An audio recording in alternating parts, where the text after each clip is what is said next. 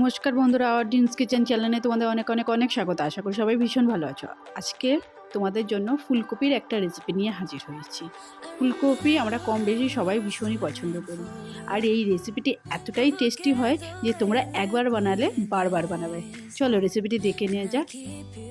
এর জন্য নিয়েছি ফুলকপি, ছোট ছোট করে কেটে নিয়েছি, আলু, টমেটো আর মটরশুঁটি।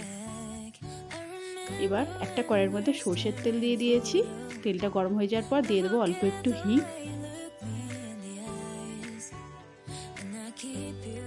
আর এবার দিয়ে দেবো ফোড়ন। তার জন্য নিয়েছি 5 ফোড়ন, 2টো এলাচ, একটা শুকনো লঙ্কা আর 2টো তেজপাতা আমি ফাটিয়ে নিয়েছি।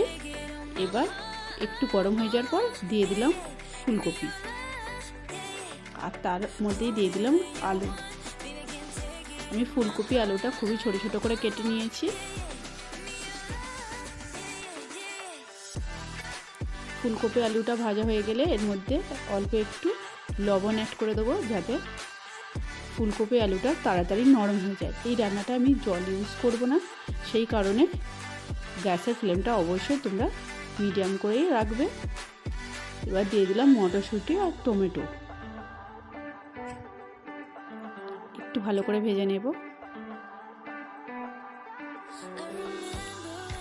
এই পর্যায়ে গ্যাসের ফ্লেমটা লো রাখবে, রেখে এর মধ্যে গুঁড়ো মশলাগুলো অ্যাড করে দেবে।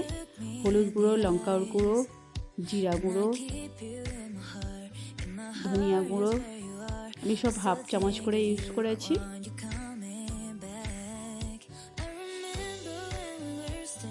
ড্রাই মশলাটা ভালো করে মিক্স করে নিয়ে এবার এর মধ্যে অ্যাড করে দেবো বাটা মশলা।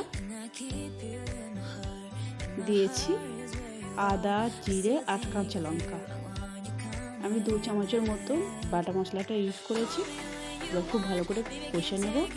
অবশ্যই গ্যাসের ফ্লেমটা লো রাখতে হবে, কারণ রান্নাটা জল বেশি যাবে না। সেই ক্ষেত্রে আমি রান্নাটা লো ফ্লেমে করব। অল্প সামান্য একটু খালি জল অ্যাড করলাম, মশলাটা ড্রাই হয়ে এসেছিলো বলে। এইভাবে লো ফ্লেমে ঢাকা দিয়ে দিয়ে রান্নাটা করতে হবে। দেখো আমি খুবই সামান্য একটু জল অ্যাড করেছি।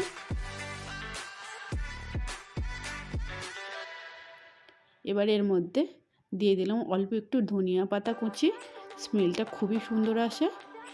এইভাবে তোমরা রান্নাটা করবে ঢাকা দিয়ে দিয়ে।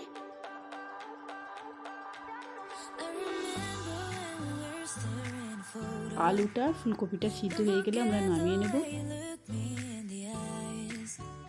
অল্প একটু চিনিও অ্যাড করে দিলাম, যাতে স্বাদের ব্যালেন্সটা খুব ভালো আসে। দেখো আলু, মটরশুঁটি, ফুলকপি সবই সিদ্ধ হয়ে গেছে। আমাদের রেসিপিটিও রেডি হয়ে গেছে। দারুণ একটা স্মেল এসেছে। রান্নাটাও খুবই সুন্দর হয়েছিল।